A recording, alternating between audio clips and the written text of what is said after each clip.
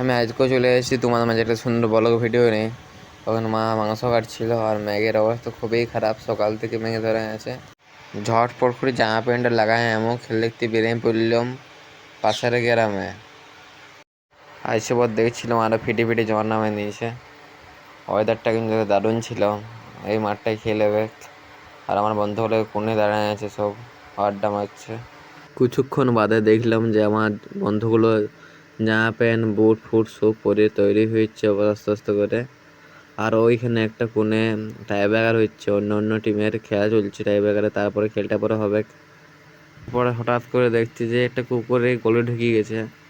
কুকুরটা একদম ফাঁসে গিয়েছিল, গলায় আটকে গিয়েছিল একদম গোলপোস্টার দড়িটা। কুকুরটা নিজে নিজেকে গোল করে নিয়েছে। তারপর আমাদের ছেলেগুলো সব মাঠে নামে পড়েছিল টাই ব্রেকারের জন্য। তোমরা দেখতে পাচ্ছ খেলাটা।